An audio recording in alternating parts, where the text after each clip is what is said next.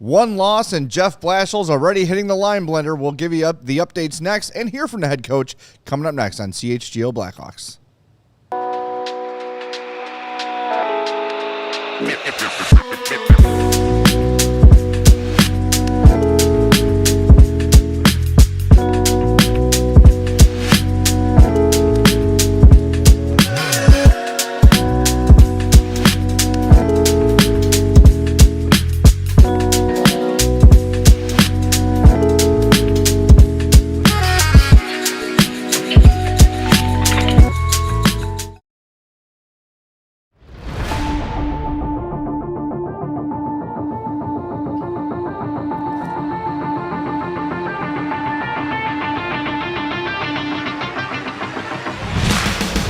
Happy Wednesday. Welcome into the CHGO Blackhawks podcast. I'm Jay Zawoski.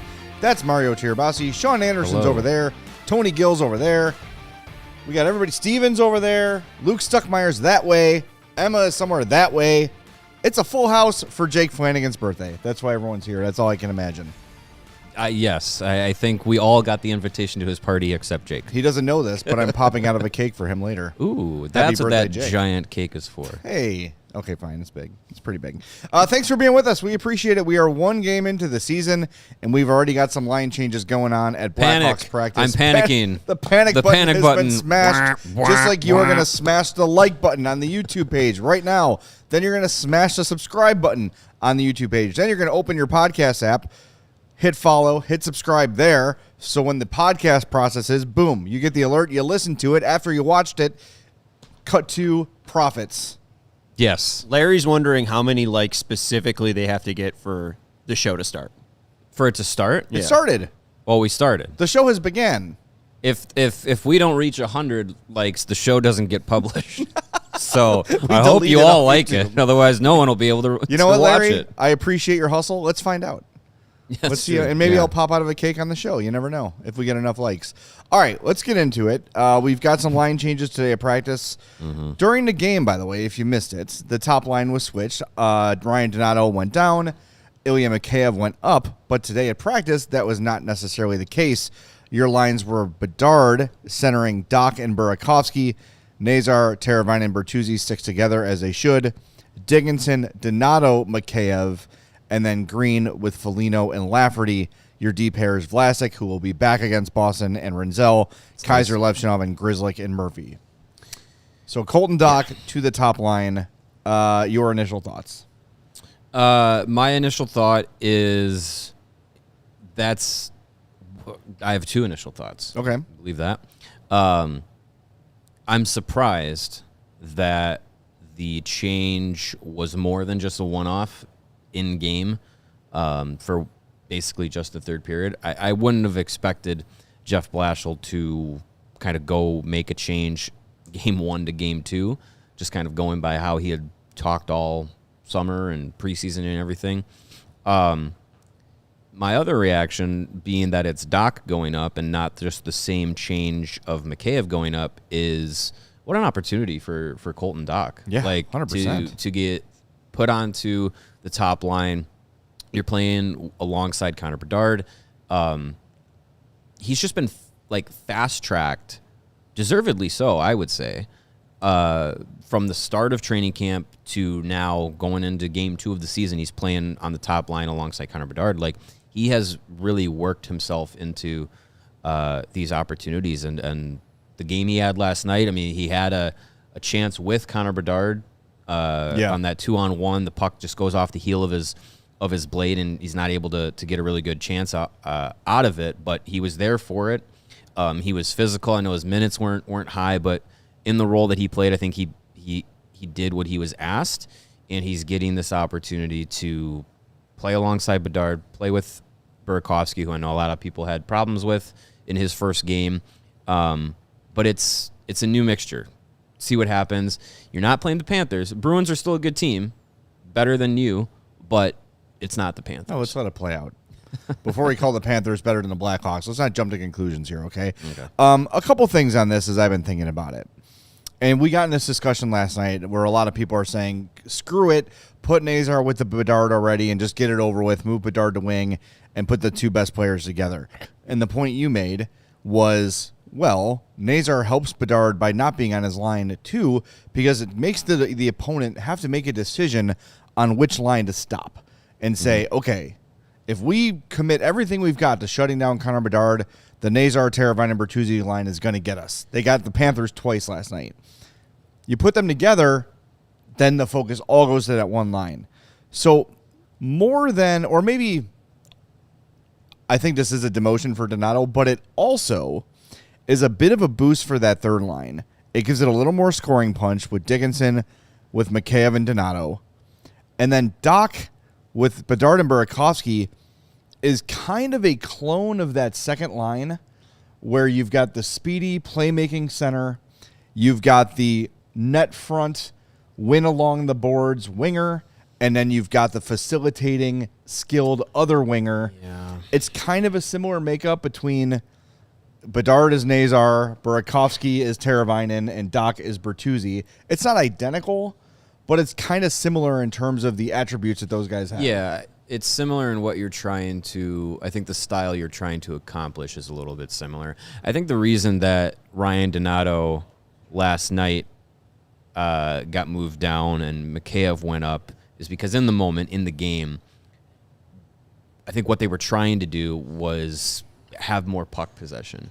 And Mikheyev was having a really good night as far as being hard on the puck, being hard on the forecheck, and trying to keep possession. Whereas Donato, I think, it was with him in that mix, it just wasn't working. So you made that switch. Now, is Colton Dach going to be a possession guy? I don't necessarily know that that's going to be his game and his style, but we do know that energy, effort, compete level, physicality, we know that you're going to get that from Colton Dach night after night. So I think maybe the matchup of going up against Boston might play into Dach being maybe a little bit more effective in that role, and hopefully that opens up ice for Connor Bedard, who, as we saw last night, like he can create his own chances. Yeah. I think the speed is evident. It's not a myth. Like he is actually faster, playing faster. I saw you publish. We'll get into that a little bit later. Yeah. The speed burst for yesterday. So I think if Dach can be that get the puck, be physical guy, then you can allow Burakovsky and Bedard to maybe play that more skill game and hopefully open things up for him. Well, it's, I think, as we're making the comparison to the Bertuzzi's role for Dach, Bertuzzi's not a puck controller either. He's going to get the puck off the boards. He's going to go in front of the net when you do have possession and cause havoc there. He's going to go behind the net and try to wrestle it away from people. Mm-hmm. I watched the highlight of his secondary assist on Tavo's goal last night probably 100 times a day because that play was just so well executed where Bertuzzi just chips it off the boards in the Hawks zone. Nazar grabs it at full speed while turning completely around, a 180 to get the puck in stride and then gets it over to Tavo. It's a beautiful play, and you're seeing what all three of those guys, you're seeing the skill sets of all three of those guys on display. Mm-hmm. If you had to give a nutshell description of what this line does, that's it right there. Like that, yeah. And I think Dach is the kind of guy who, he's not going to carry the puck into the zone. He's not going to be distributing left and right, but he's going to go play that gritty game that is needed. Not to say that Ryan Donato can't do that, but I do think you put Donato down there with Dickinson and Mikheyev, and it's three lines with some scoring punch on it. And they haven't had that really ever. Not in the last few years. Not since they were lifting Stanley Cups. Yeah. Yeah, I like that third line. I mean, with Dach on that third line, it still feels like a really good third line because Dickinson and Mikheyev can be, defensive matchup guys, but also both of them have scored 20 goals before. Now with Donato and Dach, I think the play profile is similar. I don't think Ryan Donato is as inherently physical like Colton Dach is, but I don't think Colton Dach is going to be a guy that has 30-goal potential. Right. But he doesn't need to be successful in the NHL. But, we saw that last year from Ryan Donato. So that third line feels like a very stereotypical NHL third line now with the Donato, Mikheyev, and Dickinson group. Those are all three guys that have had PK responsibility. It's a good defensive matchup, third line, and yeah, it's got scoring punch on it. So it could again, as we have this discussion about helping Bedard, the matchups that teams will have to deal with, both offensively and defensively. Like if you say, okay, we'll shut down your top three lines, maybe you have a night where Ryan Donato scores a goal and Ilya Mikheyev scores a goal. And if you're not trying to defensively stop that group, that's a group that can also, attack you offensively. So it's, again, through the lens of Blackhawks only, it's a good top nine as far as what you're trying to balance out. Obviously, it's not all-stars on each line like the Florida Panthers last night, but what you're trying to accomplish, I think, can still be there. It's going to be interesting because Dach, Bedard, Burakovsky have had one practice together now. Yeah. I know Dach and Bedard played.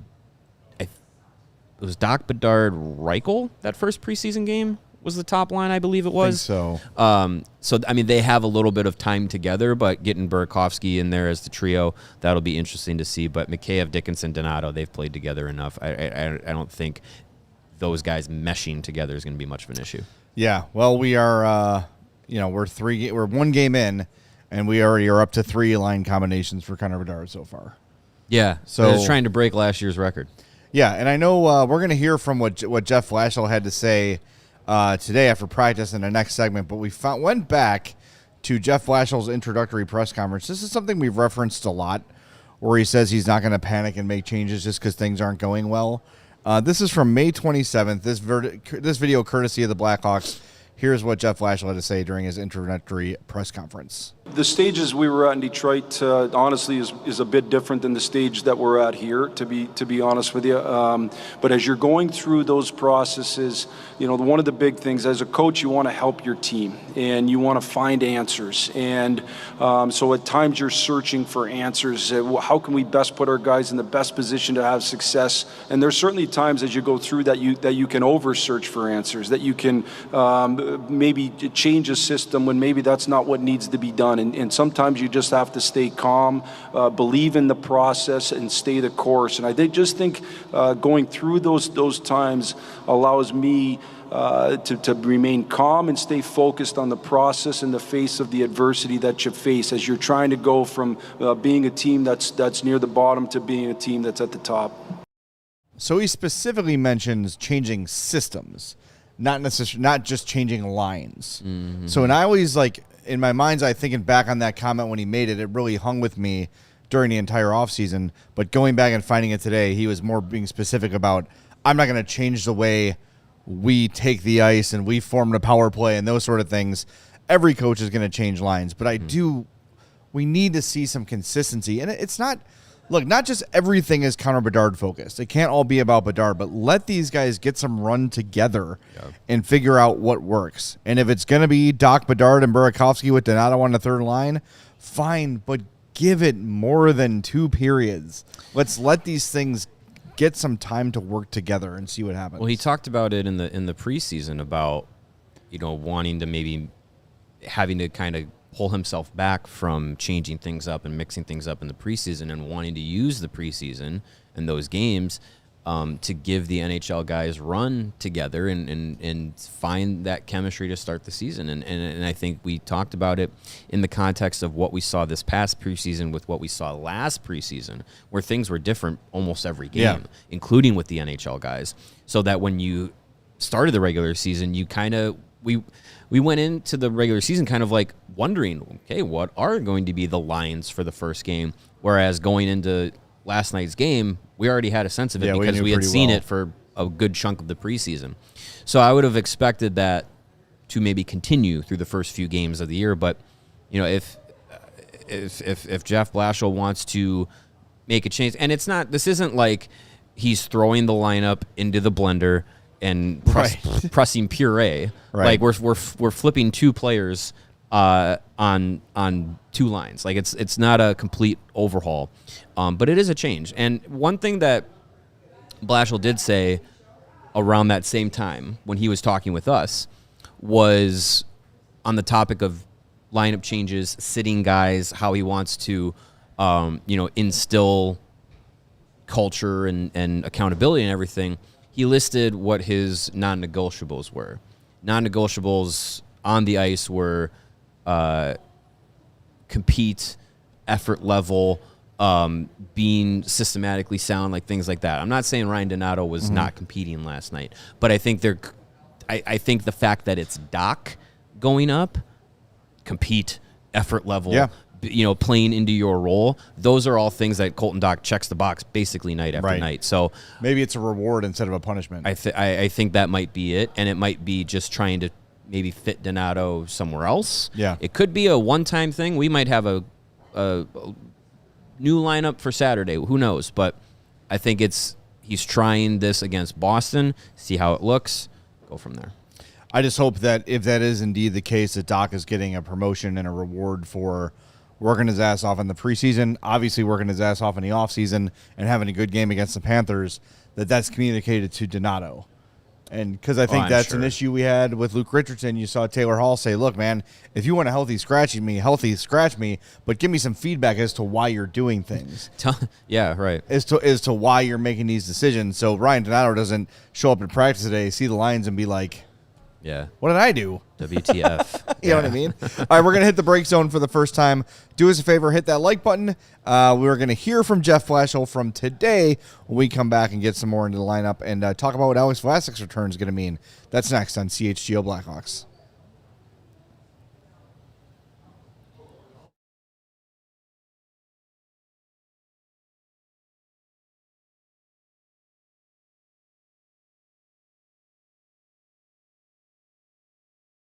You like betting on football, do you? Well, check out our friends at Bet365. They have their early payout offer going on right now, which means you're a winner if your team goes up by 17 points with an instant payout on straight bets and parlay selections marked as winners. Download the Bet365 app. Use the code CHGO365 when you sign up, and you are going to get $200 in bonus bets when you bet $5, win or lose. New customers, sign up. Use the code CHGO365 to deposit $10. Place a bet for $5 and get $200 in bonus bets. You want to bet on tomorrow night's NFL matchup between Philadelphia and the blue team from New York? Yes. You got a $10 safety net bet courtesy of Bet365. Again, use the code CHGO365 when you sign up. $5 bet, whether you win or lose, get you $200 in bonus bets.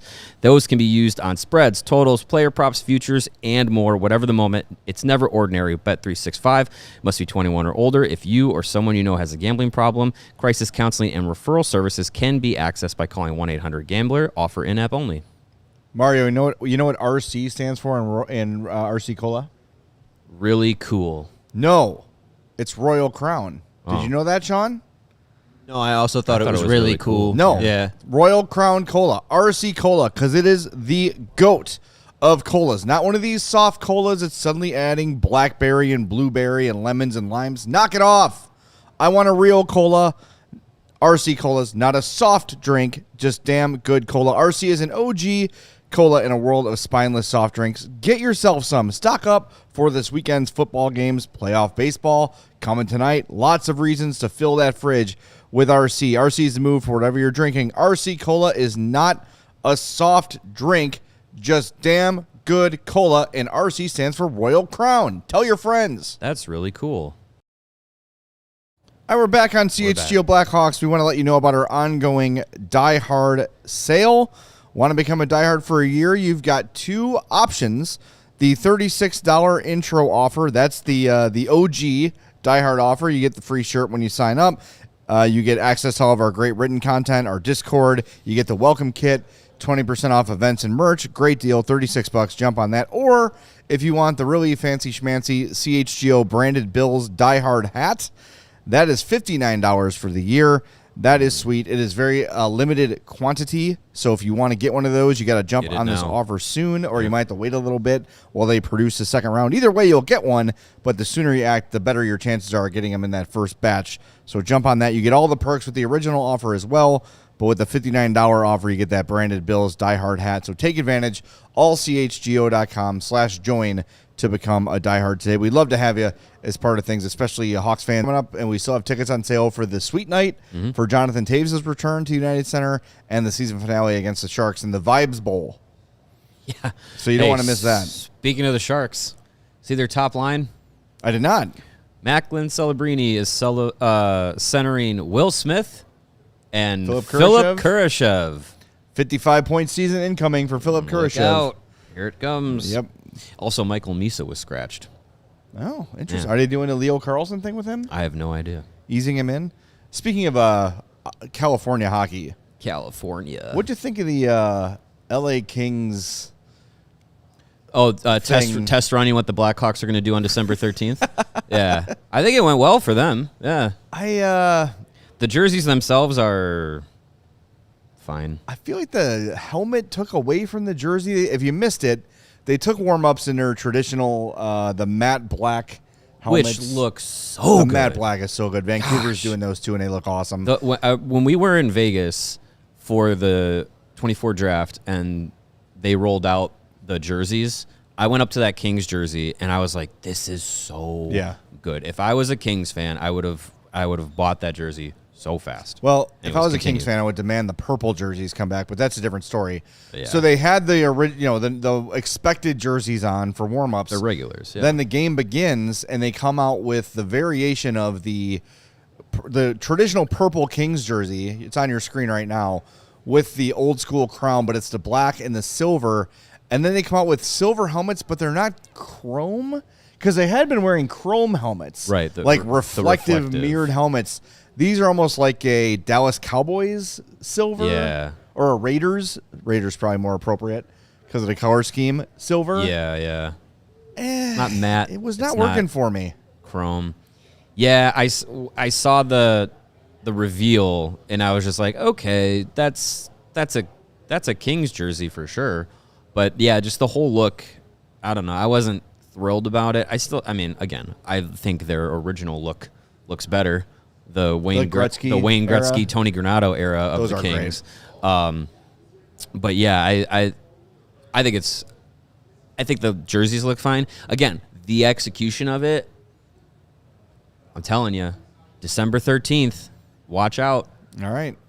Watch Yeah, out. if you missed it, last week on Reddit, there was a leak of what looked like the traditional 90s black Blackhawks jerseys with the Fanatics branding. Fanatics branding, yeah. And someone there had were ordered a Blackhawks Centennial jersey, and that is what they got that instead. got. So we started to So we're tinfoil speculating hat that's it. the day the black Chris Chelios bobblehead is being released. Yep. So maybe that's the day that jersey comes out. It's I'm here for it. I'm going to conspiracy theory my way all the way up to December 13th, all the way up to warm-ups and puck drop. I'm not, again, as I said that show, I'm not saying this, but you might read into the fact that I asked a couple people in the organization about it. Hey, did you see this leak? Did you see these? Anything to say? Radio silence. Maybe my text didn't go through. Maybe you're they on the were wrong in a email bad thread. Wi-Fi spot.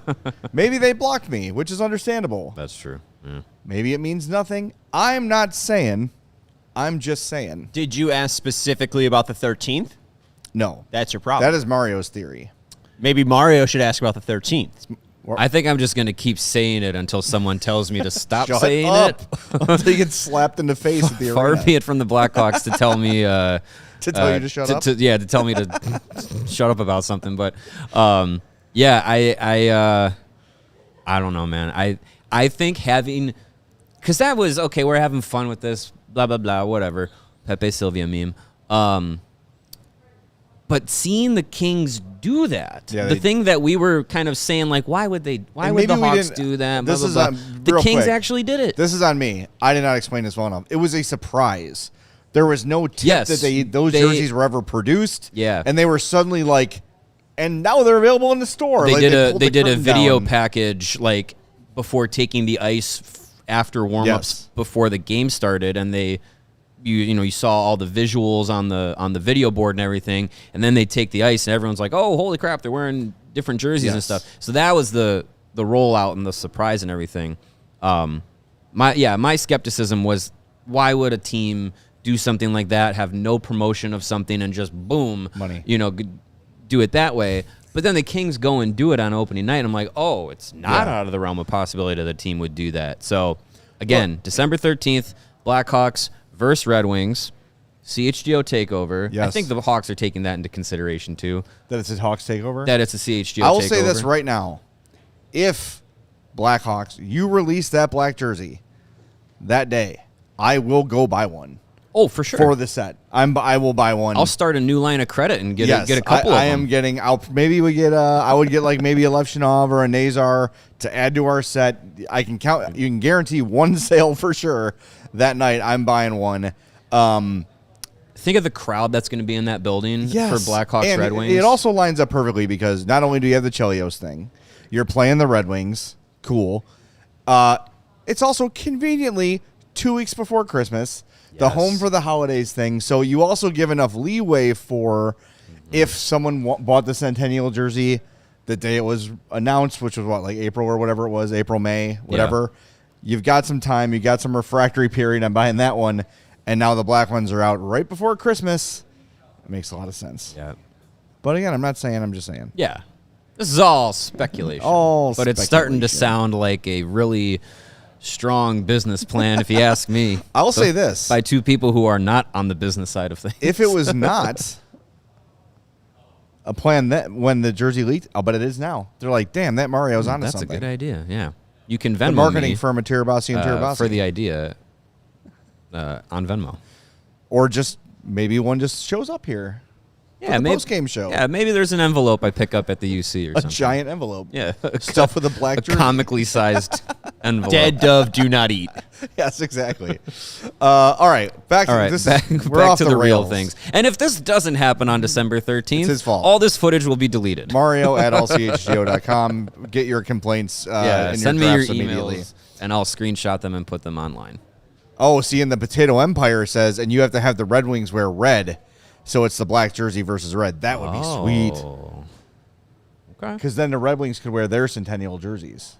See, I like that. Sure. All right. I'm being told to hit the break zone early. When we come back, I started the timer late. It's more that I think that we're not going to play around Blashel 28 now. minutes, and you want to play Blashel. Blashel's 5 minutes. Yeah. So all right. Should more we to keep get conspirizing unless for you want another to just 2 chat minutes? for a minute and a half. No, let's got do time. it. Well, let's get the last break out of the way. We're going to come back. We're going to hear from Jeff Blashel. Get more into the lineup. We got to talk about Alex Vlasic, too. And we got some super chats we want to hit as well. If you want to send us a super chat, do it. That guarantees we read it. Back in 2 on CHGO Blackhawks. Hey, it's getting colder, and that means you need to make sure that your home is ready to stay warm as winter approaches. That's why you need to call our friends at Four Seasons Heating, Air Conditioning, Plumbing, and Electric. If you have a plumbing emergency, call Four Seasons. If you have an electrical emergency, call Four Seasons. If you need a new hot water tank installed today... Four Seasons? Yes, call Four Seasons. And now is time to schedule your Four Seasons furnace tune-up. At Four Seasons, they guarantee same-day installation for all of your heating, cooling, plumbing, electrical, and generator needs. And they do not charge extra for nights, weekends, and holidays, which is, of course, when all of those things will break down. Hopefully not all at once, but if it does, that'd be bad. Four Seasons will be there to help you out because they are your trusted local experts at Four Seasons Heating, Air Conditioning, Plumbing, and Electric. Visit fourseasonsheatingcooling.com for all of their special offers and money-saving coupons. That's fourseasonsheatingcooling.com. And there is nothing better than attending a college football game. The atmosphere, the pomp and circumstance. Honestly, you can go to a college football game and not even have a ticket and just enjoy the stuff outside. But inside, when the games count, that's where you want to be. Use our friends at Game Time. The Game Time app gives the advantage back to fans. It's the hack for unlocking amazing tickets and experiences in a few taps. In a couple weeks, the lousy USC Trojans will be at Notre Dame. I've seen Notre Dame play dozens of times, never against USC. I've got my eye on tickets there. And what's cool with Game Time is as the game approaches, usually the price of tickets goes down. The app's super easy to use, and the Game Time guarantee means you can trust you'll get 100% authentic tickets on time and at the best price, so you don't drive to South Bend and then have phony tickets when you check in, and that's embarrassing for everyone. Take the guesswork out of buying college football tickets with Game Time. Download the Game Time app, create an account, use code CHGO for $20 off your first purchase. Terms apply. Again, create an account, redeem code CHGO for $20 off. Tap Ticket Go. Download the Game Time app today. All right, welcome back. Hit that like button for us. We're over 100 already. Love that. Thank you very much. And we want to say it's our first non-game day show of the regular season. If you're just finding us for the first time, we do 5 shows a week. Mm-hmm. We're on at 2:30 on non-game days. Game days, we are on pregame for road games and postgame, and then for home games for postgame only because we're at the United Center for the games, bringing you all the stuff right from the building.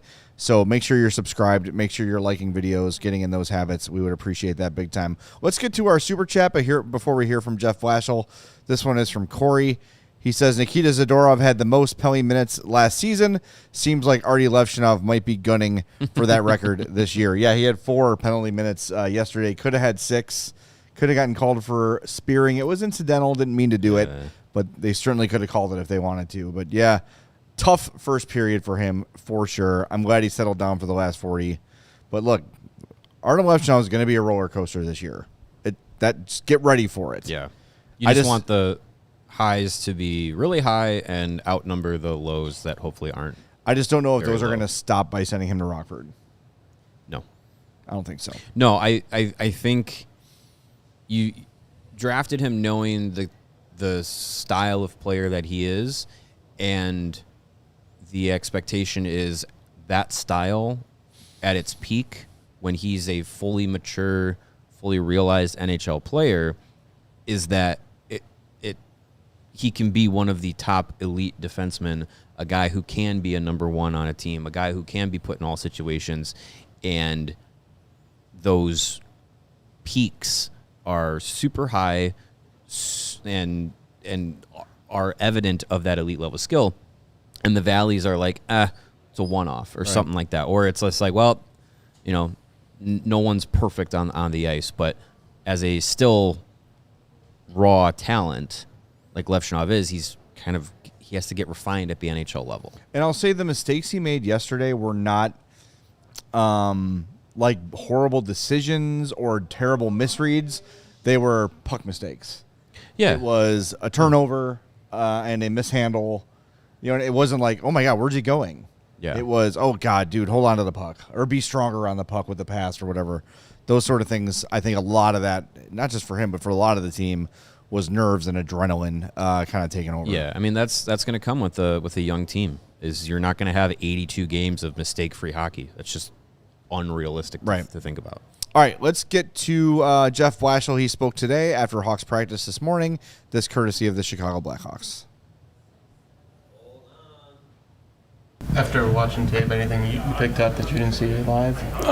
No, I just think, when I watched the game back last night on the plane, we did some good stuff. We had some moments of good, and we have to, mature as a hockey team to not allow so many big chances, and a lot of those I think are preventable. But that takes time. It's part of having a group that's got to learn it. It's part of honestly young players learning it. It's so hard to create chances that you can't give easy ones up, and it's just a kind of a learning process we're going to have to go through the year. And I've said this a lot. It's like we're going to have throughout a game, we're going to have peaks and valleys, and we just got to make those valleys less severe. We asked you before the game how you felt going into being behind the bench for the first time in a regular season game. How did you feel once you got out there? Yeah, I think honestly the atmosphere was awesome. Them raising the banner made for a pretty cool game in early October. I was very, very impressed with their team. I obviously know how good they are, but for them to not take their foot off the gas at all, and I thought they came out and played a really, really, really hard game for game 1 after being to 3 straight finals. For me personally, it was listen, I'm enjoying this this journey. I'm enjoying this group. I'm enjoying our coaching staff, and it was fun to be back in the action that way. Talking to Renzel, I mean, he got over 25 minutes. No other defenseman had more than 19. He wasn't that happy with how he played, but how comfortable are you leaning on having Alex Black back will help? But at this point in his career, that's too many minutes for him, to be honest with you. That's kind of on us as a staff. He was out there obviously first PP. He's out there a lot on the PK, and ultimately it's just too many minutes to kind of place on any defenseman. I've had the chance to coach Victor Hedman over the last number of years, and he's not playing that many minutes. So we got to dial that back. We probably just lost those minutes a little bit. So that's something that we'll dial back. Certainly having Vlas will help that. But as Rins, it's just too much weight to carry over a period of time. So we'll dial that back.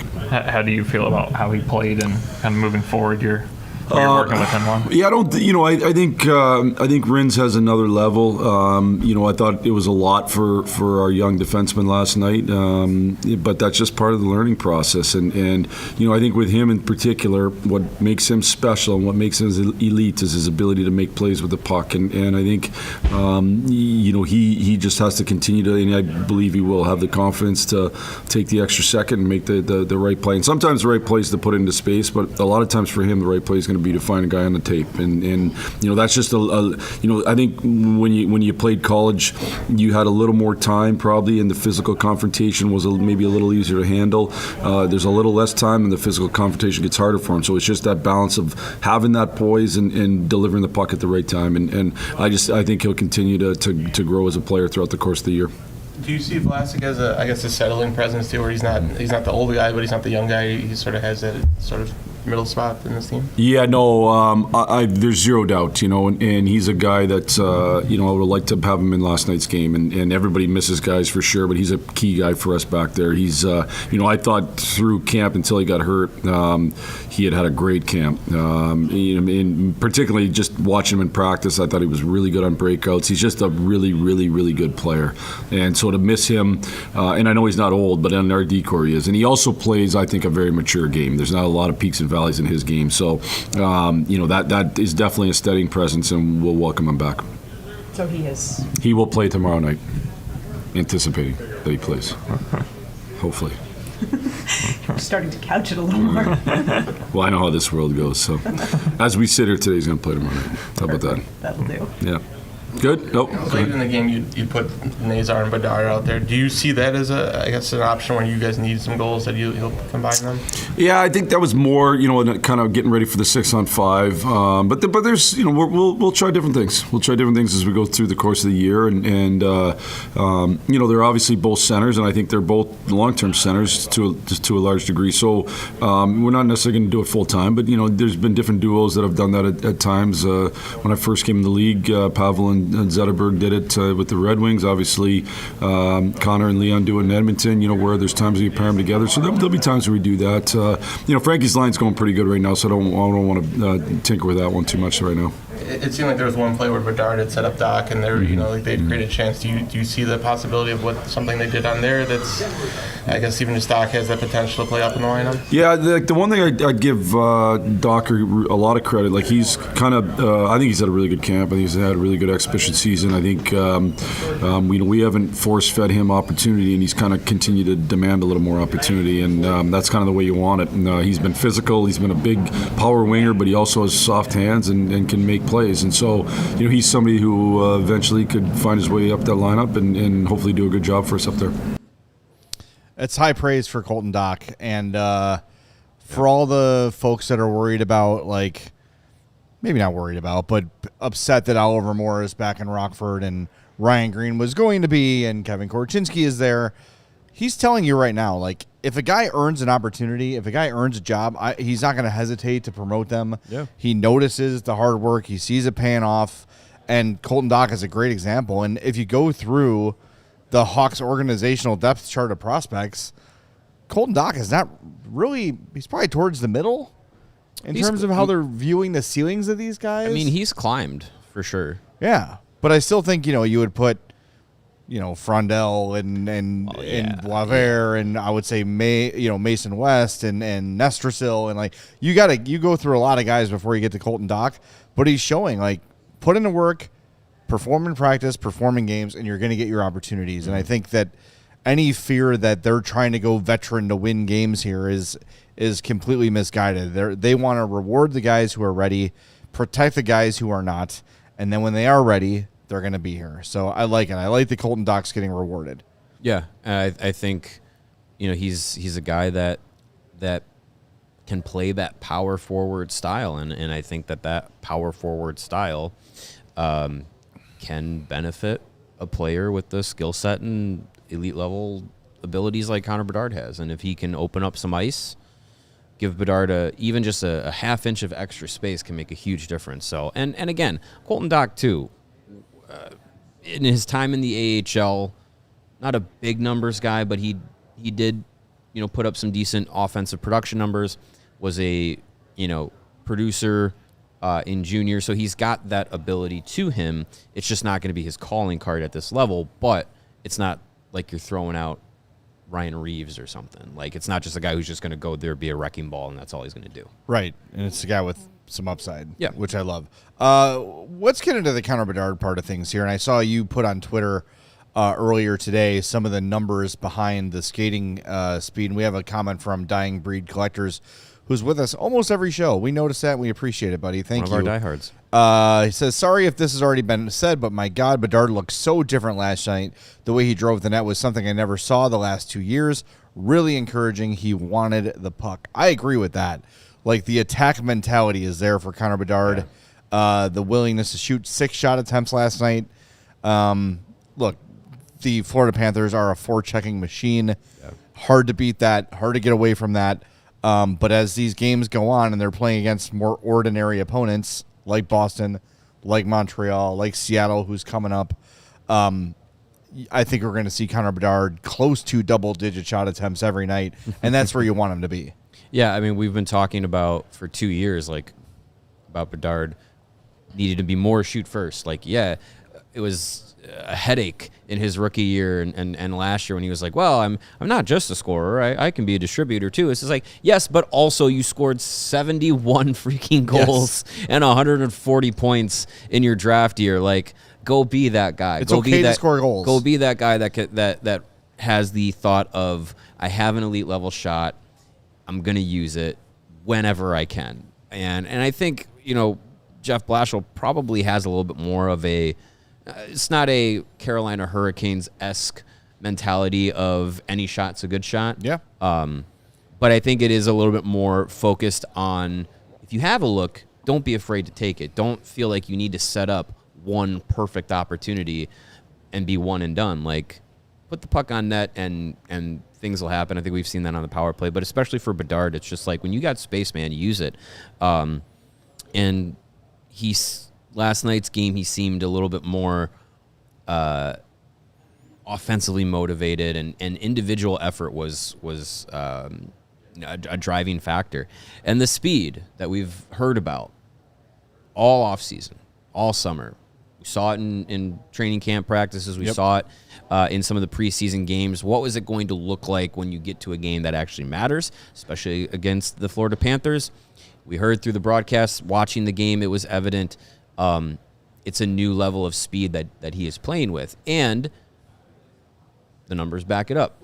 In 68 games his rookie season, he had 2 bursts of speed of 22 miles per hour or faster, according to the NHL Edge data online. Last season, 0 bursts in 82 games of 22 miles per hour or better. Last night, 2 bursts of 22 miles per hour plus or better. His max speed last night was clocked at 22.36 miles per hour. His max speed reached last season 21.4 miles per hour and change. So I think it's very evident. The numbers back it up. The eye test backs it up. It's a faster version of Connor Bedard, and that's going to make a difference when you're talking about last season, some of those odd man rushes or those breakaway chances where he just didn't have that extra gear to have that separation of speed. It seems like he'll be able to have that this year, which unlocks an extra element of his game offensively. Defensively, being able to play at a faster speed allows you to get to pucks faster. If you can skate your opponent to a puck, that's a way to win a puck battle. When we talk about these things like winning battles, getting to the puck first is a way to do it rather than it's a 50-50 battle and who's the bigger guy, who's the stronger guy. Yeah. If you're the faster guy, you're going to get there first. Yeah. So we see that with Frank Nazar. We see that with, Jason Dickinson. When he's fully healthy, he's played with speed. Ilya Mikheyev plays with speed. Landon Slager plays with speed. Like, those guys can be victorious in those battles by being the first there. And defensively with Bedard, I know it's not his calling card in the NHL, but it's something that he'll have to have that element in his game, especially under Jeff Blashel, like being defensively engaged and being able to affect the game that way as well, not only offensively. Having that speed is going to help him in his all-around game. And I think on paper, on the ice, it was very evident. I talked to Ryan Donato about this last week because he is a guy who 2 summers ago added speed, and it made a huge difference for him. And basically what I was asking him is, have you seen a difference in Connor Bedard? And he said yes. And I went on to say, like, so when you add that dimension of speed, is it something that you, aside from look at me, I'm skating faster, right, do you notice on the ice? And he's like, actually, sometimes you'll have, like, you almost have, because you're faster, you have less time to decide than you're used to. So you kind of have to calibrate your brain to your own body's speed. Yeah.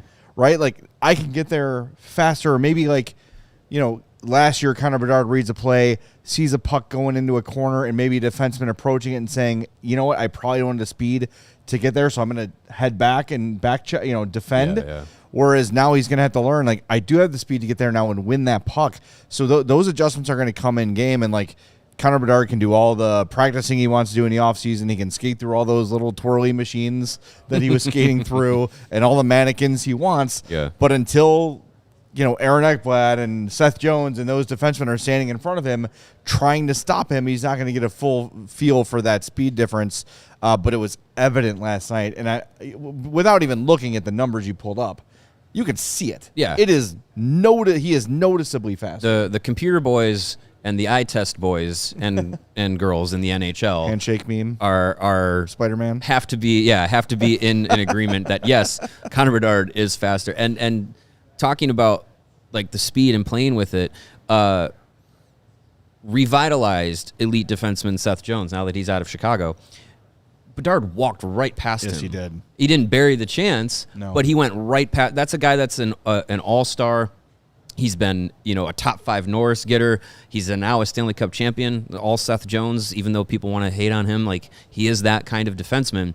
And Bedard went right around him. Like, he's going to be able to unlock that element in his game to play that style, and getting his mind and his hands and his body up to, getting used to being that fast is only going to unlock his offensive potential. And conversely, if you look at the same play, that's what we're talking about, is maybe because I think the reason he didn't convert is he got in a little deep. He was a little too close to Bobrovsky to really pick a spot. Yeah. He tried to go glove side on him. He's a left catch goalie.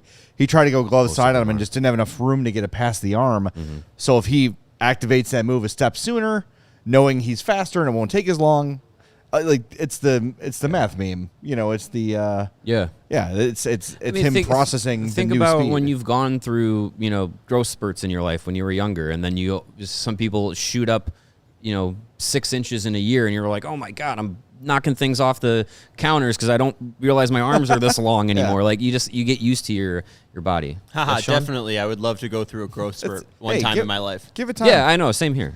Brandon, I've been this side since I'm 13. Oh yeah, this is how tall I've been. I've been waiting to feel growing pains at some point. Brandon in the chat mentioned Bedard's lack of success on faceoffs yesterday. I just found this. Yes. It was his 7th time in his career with 10+ faceoff taken, and it was the most ever in a game for him at 14. He's only had 11. So not only did he pass his career high in faceoffs taken, he was 3 over his career high. I don't know if that really means anything or if you take away anything. Yeah, he was not good. The whole team they were like 32% as a team last night. But remember, the preseason game against Detroit, first game, he won 70%. So it's going to change game to game. You got to look at it big picture. Give it a few games before you before we finally put a nail in the coffin of Bedard's bad at faceoffs, move him to the wing or whatever. I know that I've had that opinion myself, but I think give it a little bit of time. Working with Michael Pekka, working with this new coaching staff, working on tricks of the trade, things like that. Being physically stronger is going to help. Bedard not only is faster, so he's stronger in his lower body, he's also, I think, filling out more as he matures. He's not 18 years old and trying to play against men. He's now a man himself, I'd say. So that strength at the faceoff dot can make a difference.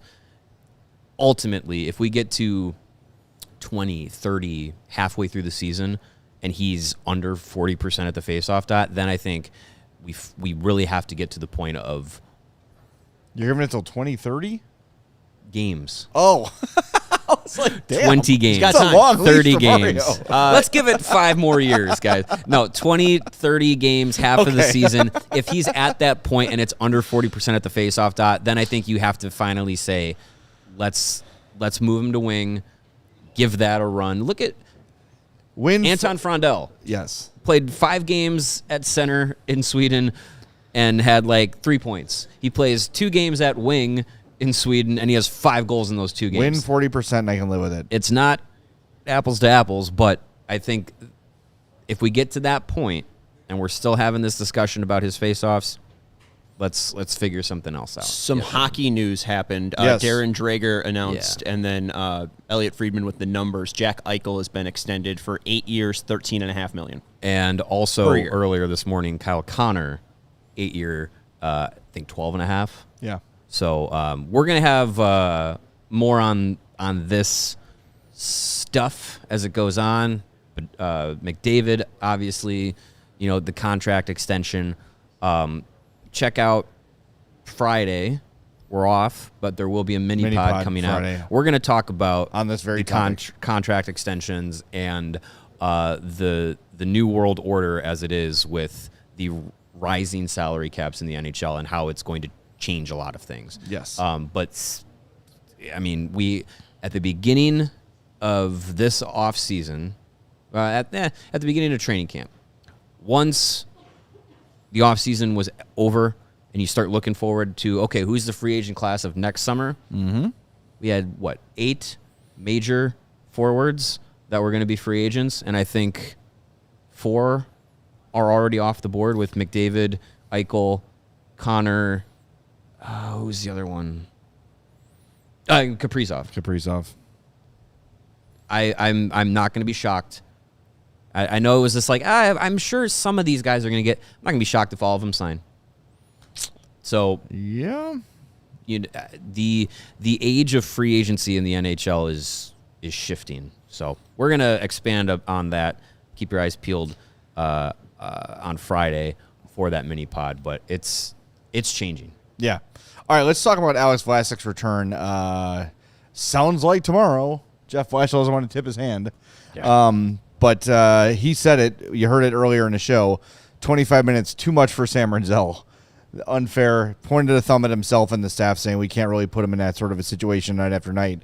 Alex Vlasic will come in and ease that burden on Sam Renzel a lot. Mm-hmm. I know they're a pair, but it'll take away some of the time there. I don't think that's a recipe for success for as high as we are on Sam Renzel. Throwing him to the absolute wolves and saying go beat Duncan Keith right away, right? Yeah, is a lot to ask. Yeah, I think pairing him with Alex Vlasic, I'm not certain if I remember correctly, and I forget how to get the information quickly. But did he get PK time last night, Renzel? I am looking right now. Okay, I believe so though. So I obviously he's the defenseman on the top power play unit. Playing with Vlasic, he played 141 shorthanded. Okay, so that's I mean, you add Vlasic into the mix because they weren't playing Grzelcyk on the PK. I don't think they were. Grzelcyk was 14 seconds on the PK. Yeah, so they weren't. You add Vlasic back into the mix. That's a guy that you play on your PK that you can probably take that responsibility off of Sam Renzel. And yeah, maybe he still plays 20 minutes or so, but it doesn't need to be he's going to lead your team in ice time night after night. I think Vlasic's going to be that guy that's going to get the biggest chunk of 5-on-5 minutes. He's going to get PK responsibilities, and that's the guy you want to lean on, not Sam Rinzel. Not yet, at least. Well, I thought it was interesting. He is the only defenseman over 20 minutes. Rinzel in the entire game. The only other players over 20 were Frank Nazar at 2014 and Connor Bedard at 22 minutes even. Yeah. So lots of ice time for Nazar and Bedard up front. But they had, 4 power plays? Yes. Yeah. So, I mean, when you are the top power play guy, you're going to get a minute and a half each power play on average, I'd say, about a minute and a half. And then if you're playing on the PK as well, that adds up. You're the top guy at 5-on-5. That adds up as well. So Sam Rinzel is going to stay in that role, but I think having Vlasic is going to take a little bit, if not a significant amount of responsibility off his plate. I know he came in last season at the end of the year playing 23 minutes a night or whatever it averaged out to be, and he had 5 assists and all that. But as Blashel said last night, coming in and playing those 9 games at the end of the season is a different animal than coming in and playing the opening night and having that same minutes responsibility. Yeah, a lot more pressure, a lot more intensity. But yeah, look, I think he's going to be able to handle big minutes, and I think 22 minutes a night, 23 minutes a night for Rinzel is probably the expectation, but 25 plus is a lot. And like, there are going to be games where he's needed to do that for whatever reason. Like the fact that Levshunov took 2 penalties in the game, cut into Levshunov's minutes, probably added some to Rinzel. Right. So there's a lot that goes into it. I just don't want 25-18 to be the routine game for Sam Rinzel. I don't think that's probably not a great idea. Change the logo, pointing out that Spencer Knight played at least 30 minutes last night. He did. Well, his ice time's about 58 minutes a night. It's a little bit different for goalies, though. No, that's funny. But I mean, if you're looking, by the way, at Rinzel's overall numbers, finish even, 25-18, a shot, 6 total shot attempts, a hit, a takeaway, 4 block shots, was credited with 5 giveaways. That's one more than Levshunov, actually. Yeah, I mean, that'll get cleaned up. Those guys, both of those guys, I know a lot of the focus in the last, 24 hours or whatever has been on Levshunov and his play, but Sam Rinzel also went through struggles last night, and that's what you're going to get with a lot of these young players. If it was Kevin Korchinski, Ethan Del Mastro, obviously, had some rough spots. Like, that's what you're going to get this season with a lot of these young guys is those growing pains. Now, you hope that three young defensemen each night don't have to go through the same growing pains at the same time. You want it to get better, yes. But you want them to be able to grow from those and make sure that, again, as has been the theme so far to begin the season, is make sure that those valleys are not as abundant and they're not as deep. Like, you want them to start getting shallower and getting less frequent. Well, and the spotlight is on Levshunov, too, because of where he was drafted and who he was drafted instead of. So there is already, before he even pulls over the Hawks jersey over his head for the first time, there is already scrutiny on the pick. Saturday is going to be interesting. Yes, it will. Saturday will be interesting when Ivan Demidov lines up for the Canadiens and Artem Levshunov for the Blackhawks. And, I mean, we've seen it once already. And Demidov had a really good, what do you have, 2 assists in that game? Like 2 assists in the first period, I think. Yeah. And looks great. But, he's not here, so move on. Speaking of Saturday, we got some information about the red carpet event that'll be happening ahead of the Blackhawks home opener against the Montreal Canadiens. The pregame festivities begin at 3 p.m. Outside the atrium on Madison Street. The information that we got said over 50 Blackhawks alumni will be on hand in some way, shape, or form for the celebration, including but not limited to Chris Chelios, Jeremy Roenick, Denny Savard, Brian Campbell, Adam Burish, Corey Crawford, Eddie Olczyk. Pat Foley is going to MC the pregame ceremonies. Those start at 5:45, so be in your seats. Doors open at 4. Doors open at 4. You can start parking as early as 1:30, I think it was. So be be on the up and up with all those details ahead of Saturday. The red carpet event is always a lot of fun. Great opportunity for fans to get up close with the players, and it's a good way to start the season. Usually the vibes are really high. Hopefully we're going into Saturday with a 1-1 record. That would be delightful. That would be really, really good. Alex Vlasic will be back tomorrow. So will we. 5:30 pregame, games at 6. Postgame immediately following. The season's here. We are rolling along. So we'll talk to you tomorrow. Again, 5:30. And reminder, we are off on Friday, but look for that mini pod Friday morning. Should be fun. I'm curious, by the way, about the red carpet, who the most obscure Blackhawk will be. This is a game I want to play. Old World Hockey says, will Jim Cummins be there? He might. Andrew Desjardins. Hey, he could. All right. Sure. Maybe I'll tell Enrico you what. Ciccone? If Dustin Bufflin shows up, I'm taking off my media credential, and That's a showstopper. And I'm trying to get Dustin, up close. do you remember Vancouver? That was awesome. Yeah, it'll be definitely the Chris Farley meme. All right, talk to you all tomorrow night at 5:30 for the pregame right here on CHGO Blackhawks Podcast. We all silly like the mayor.